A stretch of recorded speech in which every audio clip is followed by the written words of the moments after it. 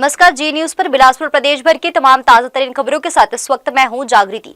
खबरों की ओर बढ़ने से पहले आइए नजर डालते हैं आज के हेडलाइंस पर।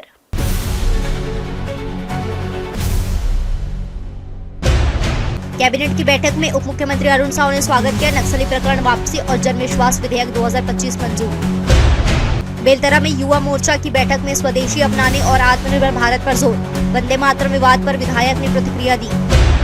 बिलासपुर पुलिस महकमे में बड़ा फेरबदल, 10 अधिकारियों के तबादले, कई थानों की कमान बदली। स्कूलों में नई सुरक्षा फरमान, शिक्षक आवारा कुत्ते पकड़ने के अलावा बच्चों की सांप और बिच्छू से भी करेंगे हिफाजत। अब खबरें विस्तार से।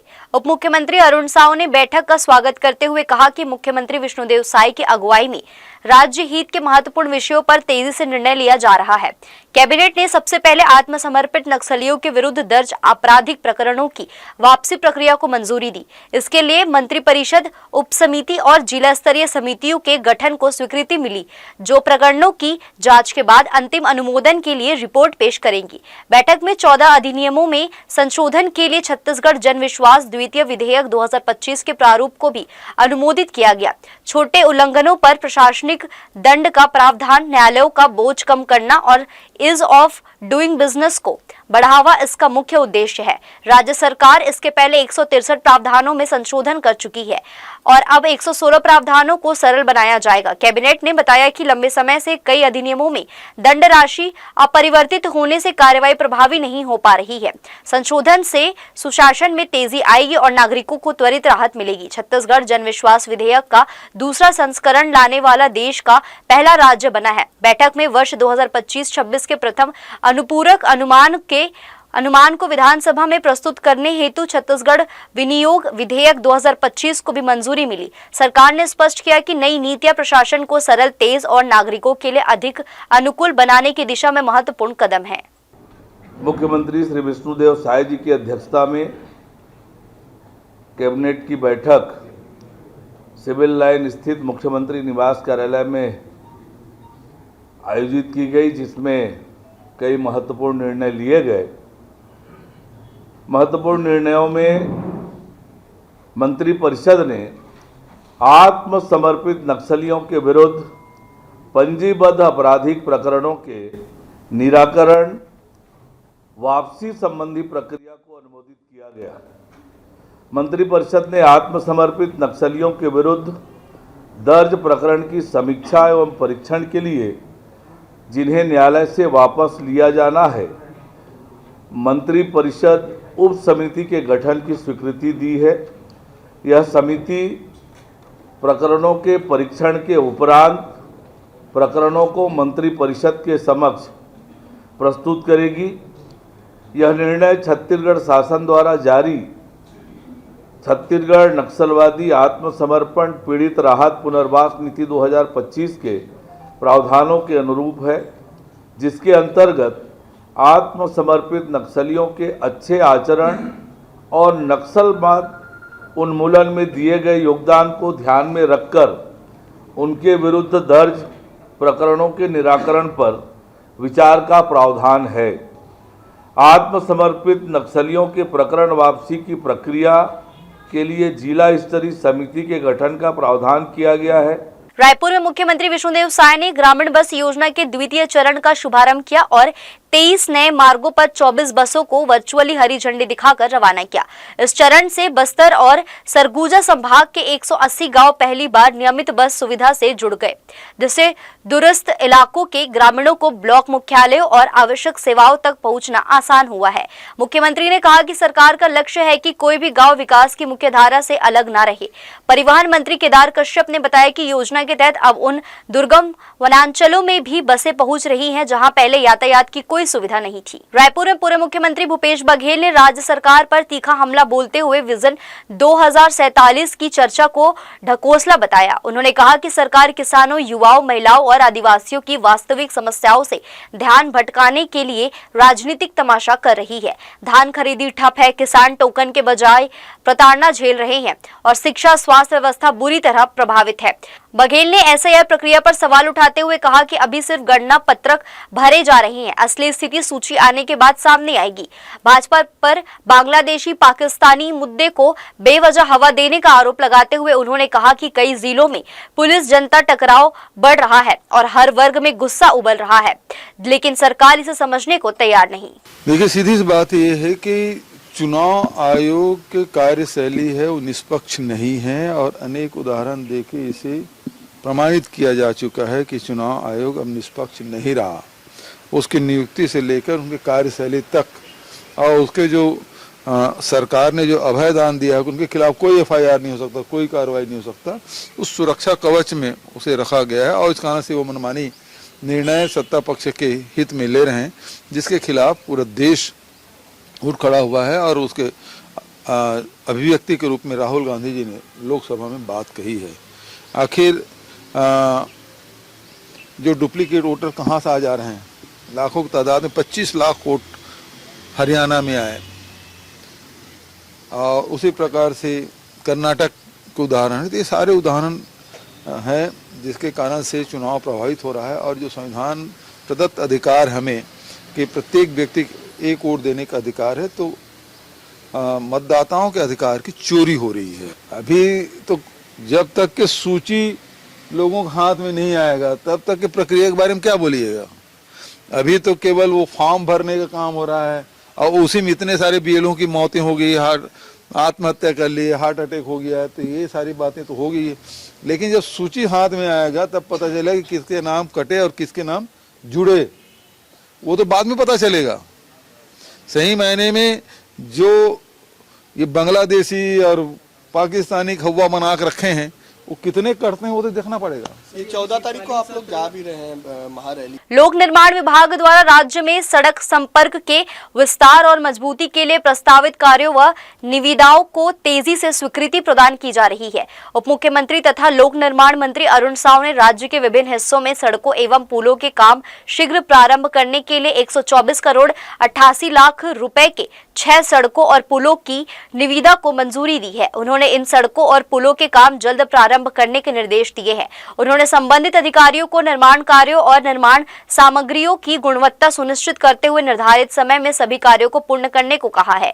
उप मुख्यमंत्री साव ने बीजापुर जिले में 18 करोड़ 18 लाख रुपए के पुल पुलिया सहित 12.6 किलोमीटर लंबाई के कुटरू से फरसेगढ़ मार्ग, सरगुजा जिले में चौनपुर से खमरिया मार्ग पर रेहंड नदी पर 11 करोड़ 43 लाख रुपए के उच्च स्तरीय पुल, जशपुर जिले के सिसरिंगा में मछलंग होते हुए 6.5 किलोमीटर लंबाई के सहसपुर पहुंच मार्ग तथा 3.1 किलोमीटर लंबाई के गोढ़ी से पालीडी पहुंच मार्ग के निर्माण के लिए 10 करोड़ 54 लाख रुपए की निविदा स्वीकृत की है। उन्होंने सक्ती जिले में 29 किलोमीटर लंबे मालखरौदा छपोरा मार्ग के मजबूतीकरण एवं नवीनीकरण के लिए 53 करोड़ 15 लाख रुपए और बिलासपुर शहर के 10.7 किलोमीटर लंबाई के नेहरू चौक से दर्री घाट मार्ग के लिए 31 करोड़ 58 लाख रुपए की निविदा को भी मंजूरी प्रदान की है। लोक निर्माण विभाग के अंबिकापुर, बिलासपुर, रायपुर और दुर्ग परिक्षेत्र के मुख्य अभियंता तथा नवा रायपुर स्थित प्रमुख अभियंता कार्यालय द्वारा इन कार्यों की सीधे मॉनिटरिंग की जाएगी। आम नागरिक भी इनके निर्माण के दौरान पारदर्शी एवं गुणवत्ता की जानकारी प्राप्त कर सकेंगे। बेलतरा विधानसभा में आत्मनिर्भर भारत अभियान को गति देने के उद्देश्य से भारतीय जनता युवा मोर्चा की महत्वपूर्ण बैठक आयोजित की गई। बैठक में जिला एवं मंडल पदाधिकारियों सहित विभिन्न दायित्व प्राप्त सदस्यों ने भाग लिया। बताया गया कि विकसित भारत की संकल्पना को साकार करने भाजपा संगठन स्तर पर कई कार्यक्रम चला रही है, जिनके माध्यम से जनता को स्वदेशी उत्पाद अपनाने के लिए प्रेरित किया जा रहा है। बैठक बुधवार को बेलतरा विधायक कार्यालय में हुई, जिसमें प्रमुख रूप से बेलतरा विधायक सुशांत शुक्ला और भाजपा के प्रदेश उपाध्यक्ष प्रबल प्रताप सिंह जूदेव उपस्थित रहे। कार्यक्रम में स्वदेशी वस्तुओं को बढ़ावा देने तथा आत्मनिर्भर भारत की दिशा में आगे बढ़ने के तरीकों पर विस्तृत जानकारी दी गई। कार्यक्रम में बड़ी संख्या में मौजूद युवा मोर्चा कार्यकर्ताओं को संबोधित करते हुए प्रदेश उपाध्यक्ष प्रबल प्रताप सिंह जूदेव ने कहा कि भारत तेजी से प्रगति की राह पर है और इस दिशा में आत्मनिर्भर भारत की भूमिका अत्यंत महत्वपूर्ण है। वहीं विधायक सुशांत शुक्ला ने स्वदेशी अपनाने पर जोर देते हुए कहा कि देश को आत्मनिर्भर बनाने में हर नागरिक की महत्वपूर्ण भूमिका होती है। इसके अलावा उन्होंने वंदे मातरम पर जारी विवाद को अनुचित बताते हुए कहा कि सभी को वंदे मातरम को सम्मान पूर्वक अपनाना चाहिए। देखिए, हमारे आदरणीय नरेंद्र मोदी जी के नेतृत्व में, उनके मार्गदर्शन में हमको भारत को आत्मनिर्भर बनाना है। इसका मतलब है कि हमारी देश की जितनी भी आवश्यकताएं हैं वो हम दूसरों पे निर्भरता कम करके अपने देश से, अपने उद्योगों से, अपने कारीगरों से, अपने लोगों के माध्यम से हम अपने देश की आवश्यकता को पूर्ण करें। और इसमें युवाओं का जो योगदान है सबसे महत्वपूर्ण है। युवा हमारे देश की ताकत है और आज युवा शिक्षा के माध्यम से और भी अन्य उद्यमों के माध्यम से, स्टार्टअप योजनाओं के माध्यम से देश को मजबूत करने में लगे हैं। और सबसे बड़ी बात है कि वैचारिक क्रांति भी युवाओं को आगे बढ़ाना है। इसमें जो गुलामी की मानसिकता है उसको दूर करके आने वाली पीढ़ी को हमारे देश पर गर्व होना चाहिए, इसकी संस्कृति को आगे बढ़ाना चाहिए और एक आत्मनिर्भर भारत की नींव का मजबूत करने के लिए युवाओं ही पहल करेंगे। देखिए 2047 विकसित भारत की परिकल्पना में अगर युवा आत्मनिर्भर नहीं होगा, रोजगार प्राप्त करने के बजाय रोजगारित होने के विश्वास के साथ आत्मनिर्भर भारत के निर्माण की संकल्पना युवाओं के बगैर अधूरी है। और भारतीय जनता पार्टी चूंकि राष्ट्रवादी सोच के साथ काम करने वाला दल है, तो हमारी पहली प्राथमिकता है कि मातृशक्ति को और युवा शक्ति को उद्योगों के माध्यम से रोजगारित करना, स्वस्फूर्त वो व्यापार में जुड़ें इसके लिए करना, और स्वदेशी अपनाओ और देश बढ़ाओ। बचाओ के नारे के साथ नहीं, हम देश बढ़ाने की परिकल्पना के साथ काम कर रहे हैं। तो स्वदेशी, हर घर स्वदेशी, घर घर स्वदेशी, इस परिकल्पना और इस संगठनात्मक क्षमता का उपयोग भारत को मजबूत करने के लिए और पुनः विश्व गुरु के पद पर आसीन करने की संकल्प की प्रतिपूर्ति के लिए बैठक आयोजित की गई। जिले में जारी एसआईआर प्रक्रिया को लेकर प्रशासन ने महत्वपूर्ण जानकारी साझा की है। कलेक्टर संजय अग्रवाल ने बताया कि वर्तमान में एसआईआर का काम निर्धारित नियमों के अनुसार तेजी से किया जा रहा है। सभी रिकॉर्ड को अपडेट करते हुए पारदर्शिता सुनिश्चित करने पर विशेष ध्यान दिया जा रहा है। कलेक्टर ने स्पष्ट किया है कि अब आगे के चरण में दावा आपत्ति प्रस्तुत करने की प्रक्रिया शुरू की जाएगी। वर्तमान सूची में जिन लोगों के नाम दर्ज है वे जैसे के तैसे रखे गए हैं। यदि किसी व्यक्ति को इन नामों पर आपत्ति है तो वे नियमानुसार अपनी आपत्ति दर्ज करा सकते हैं। उन्होंने बताया कि जो भी आवेदक मौके पर उपस्थित है वे स्वयं आकर दावा या आपत्ति प्रस्तुत कर सकते हैं। इसके लिए आवश्यक दस्तावेज साथ लाना अनिवार्य होगा ताकि जांच के दौरान तथ्यों का सत्यापन आसानी से किया जा सके। कलेक्टर ने यह भी जोड़ा कि यदि कोई व्यक्ति दावा प्रस्तुत करता है और उसकी ओर से दिए गए दस्तावेज जांच में सही पाए जाते हैं तो उसका नाम एसआईआर रिकॉर्ड में जोड़ा जाएगा। प्रशासन का लक्ष्य है कि किसी भी पात्र व्यक्ति का नाम छूटने ना पाए और पूरी प्रक्रिया निष्पक्ष रहे। अंत में कलेक्टर ने कहा कि यदि किसी का नाम छूट गया है या वे पहले सूची में शामिल नहीं हो पाए हैं तो वे दस्तावेजों के माध्यम से अपना दावा प्रस्तुत कर सकते हैं। दावा आपत्ति की यह प्रक्रिया सभी पात्र लोगों को न्याय दिलाने और रिकॉर्ड को सही रूप से अपडेट करने के उद्देश्य से संचालित की जा रही है। अभी एसआईआर जो हो रहा है इस पे फिर दावा पत्ती आएंगे। इसमें कुछ लोगों के नाम एज इट इज़ हैं। अगर उनका नाम पे किसी को आपत्ति होगी तो आपत्ति दर्ज करेंगे। किसी का नाम जैसे एसआईआर में अभी नहीं मिला होगा और अगर वो यहाँ होंगे तो वो आ करके अपना दावा कर सकते हैं। वो दावा करने के लिए जो भी डॉक्यूमेंट्स है उस डॉक्यूमेंट के साथ अपना नाम वो दावा करते हैं। जांच में सही पाया जाता है कि हाँ वास्तव में वो यहाँ पे है तो उनका नाम जोड़ा जाएगा। जिले में इस समय धान खरीदी प्रक्रिया सुचारू रूप से जारी है, लेकिन इसके बीच कुछ केंद्रों से किसानों द्वारा शिकायतें भी सामने आई हैं। किसानों का कहना है कि लंबे समय तक लाइन में लगने के बावजूद उनका नंबर नहीं आ पाता, जिससे उन्हें परेशानियों का सामना करना पड़ रहा है। इस मुद्दे को स्पष्ट करते हुए जिला कलेक्टर संजय अग्रवाल ने बताया कि धान खरीद के लिए टोकन प्रणाली पहले से ही लागू है, जिसके नाम पर जिस दिन का टोकन जारी होता है उसी दिन उसका धान खरीदा जाता है। इससे अनावश्यक भीड़ और अव्यवस्था रोकने में मदद मिलती है। कलेक्टर ने कहा कि प्रत्येक खरीद केंद्र में हर दिन कितने क्विंटल धान खरीदा जाएगा यह पहले से निर्धारित रहता है। यदि किसान तय समय और नियमों के अनुसार अपने टोकन के दिन केंद्र पहुंचते हैं तो उन्हें न तो लाइन में लगना पड़ेगा और न ही किसी प्रकार की समस्या का सामना करना पड़ेगा। उन्होंने यह भी स्पष्ट किया कि खरीदी केंद्रों में इतनी लंबी लाइनें नहीं होती कि किसानों को सुबह सुबह पहुंचकर इंतजार करना पड़े। टोकन क्षमता के अनुसार ही जारी किए जाते हैं, जिससे भीड़ और अव्यवस्था की संभावना कम रहती है। कलेक्टर संजय अग्रवाल ने बताया कि टोकन की प्रक्रिया किसान स्वयं अपने मोबाइल से भी पूरी कर सकते हैं, जिससे उन्हें सुविधा मिलती है और केंद्र पर अनावश्यक भीड़ नहीं बनती। प्रशासन का उद्देश्य है कि हर किसान को समय पर धान बेचने की पूरी सुविधा मिले और किसी को भी किसी प्रकार की परेशानियों का सामना न करना पड़े। इसमें मैं एक जानकारी के लिए बता रहा हूँ, इसमें चूंकि टोकन पहले से ही ली जाती है और जिसको भी टोकन मिला है जिस दिन के लिए, हर दिन के लिए उस सोसाइटी के लिए कितना धान खरीदा जाना है ये इसलिए निर्धारित है ताकि अगर बहुत ज़्यादा लोग उस दिन आ जाएंगे तो किसानों को तकलीफ होगी, तो किसानों को तकलीफ नहीं हो इसके लिए टोकन का सिस्टम जारी हुआ है। और जितना भी टोकन उस सोसाइटी के लिए जिस दिन जारी होता है उस दिन पूरे धान की खरीदी उसी दिन होती है, तौलाई उसी दिन होती है। अब रही बात अगर कोई किसान कितने 3 बजे से आना बता रहे, 3 बजे से धान मंडी तो नहीं कोई आता है, 7-8 बजे जो है आते हैं और उसमें इतनी लंबी लाइन नहीं होती है कि आदमी को 3 बजे आना पड़े। चूंकि जितना कैपेसिटी होती है वहाँ हमाल जितने होते हैं, वहाँ की कैपेसिटी जितनी होती है उतने ही टोकन कटते हैं। तो मुझे ऐसा लग रहा है कि किसान बहुत जल्दी वहाँ पे क्यों आए मुझे ये नहीं पता। किसानों का आरोप है कि पक्षपात की जा रही है वहाँ पे। टोकन जिसका भी है सबका धान तोलाई होता है और टोकन काटने के लिए स्वयं किसान अपने मोबाइल से टोकन काट सकता है। इसमें कहीं जा करके टोकन कटाने की जरूरत नहीं होती, अपने मोबाइल से काट सकता है। छत्तीसगढ़ महाराष्ट्र सीमा पर सक्रिय 11 नक्सलियों ने गढ़चिरौली में आत्मसमर्पण कर दिया है। सभी नक्सलियों पर कुल 42 लाख रुपए का इनाम घोषित था। सरेंडर के दौरान वे 4 हथियार भी साथ लेकर आए। छत्तीसगढ़ महाराष्ट्र सीमावर्ती इलाकों में बड़ी सफलता मिली है।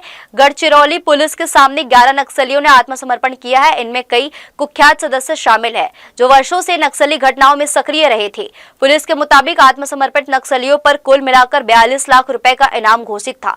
कई बड़े हमलों और हिंसक वारदातों में इनकी संलिप्तता बताई जाती है। सरेंडर प्रक्रिया का नेतृत्व गढ़चिरौली पुलिस ने सुरक्षा मानकों के साथ किया। आत्मसमर्पण के दौरान नक्सली अपने साथ 4 हथियार भी लेकर पहुंचे। पुलिस ने इसे नक्सल मोर्चे पर बड़ी उपलब्धि बताया है, जिससे इलाके में नक्सली गतिविधियों पर और असर पड़ेगी। सभी नक्सली लंबे समय से गढ़चिरौली और पखांजूर सीमा क्षेत्र में सक्रिय थे। इन इलाकों में नक्सली नेटवर्क को कमजोर करने के लिए लगातार अभियान चलाया जा रहा था, जिसका यह परिणाम माना जा रहा है। गढ़चिरौली पुलिस का दावा है कि समर्पण नीति के कारण लगातार नक्सली संगठन टूट रहे हैं। पुलिस ने यह भी कहा है कि मुख्यधारा में लौटने वालों को शासन की ओर से पूरी तरह पुनर्वास सहायता दी जाएगी। सरेंडर कार्यक्रम के दौरान डीजी रश्मि शुक्ला मौजूद रही। उन्होंने इससे पुलिस की बड़ी कामयाबी बताते हुए कहा कि नक्सल हिंसा खत्म करने के लिए सरकार और सुरक्षा बलों की रणनीति सफल साबित हो रही है। महाराष्ट्र येथे आमचा प्रयत्न चालू आहे आणि जवळ नक्षलवाद गडचिरोली येथे जवळ संपुष्टात येत आहे आणि आमचा प्रयत्न आहे की जे काही शिल्लक आहे त्यांना आम्ही आत्मसमर्पण करून किंवा जे काही शक्य होईल आम्ही त्याच्या पूर्वी नक्षलवाद संपुष्टात करण्याचा प्रयत्न। देखिए ये तो बहुत दिनों से है। गढ़चिरौली में गांव बंदी बहुत सालों से चल रही है और गांव वालों ने पुढ़ाकार लेके गांव बंदी शुरू करी। गांव वालों में जब पुलिस ने जन जागरण मिलावा किया, वहां पे सुविधाएं पहुंची, डॉक्टर्स पहुंचे, स्कूल खुले, उन तक सुविधाएं पहुंची, तो लोगों को समझ में आया कि डेवलपमेंट ही उनके विकास का रास्ता। कांकेर पुलिस को नक्सल उन्मूलन अभियान में एक और बड़ी सफलता मिली है। बुधवार को 23 लाख रुपए के कुल इनामी 4 नक्सलियों ने एसपी और एसपीआई कल्याण एलिसेला के समक्ष आत्मसमर्पण कर मुख्यधारा में लौटने का निर्णय लिया। समर्पित नक्सलियों में 2 महिला और 2 पुरुष नक्सली शामिल हैं, जिनमें से एक कंपनी नंबर 10 का सक्रिय सदस्य भी रहा है। ये चारों लंबे समय से कांकेर जिले के जंगलों सहित आसपास के क्षेत्रों में नक्सली गतिविधियों में संलिप्त थे। समर्पण करने वालों में एक महिला नक्सली वह भी है जो मदनवाड़ा नक्सली हमले में शामिल रही थी। इसी हमले में तत्कालीन पुलिस अधीक्षक विनोद चौबे शहीद हुए थे। पुलिस को इन नक्सलियों की तलाश लंबे समय से थी और इनके सरेंडर को सुरक्षा बलों के लिए बड़ी उपलब्धि माना जा रहा है। एसपीआई कल्याण एलिसेला ने समर्पित नक्सलियों को शासन की पुनर्वास नीति के तहत प्रत्येक को 50-50 हजार रुपए की तत्काल सहायता राशि प्रदान की।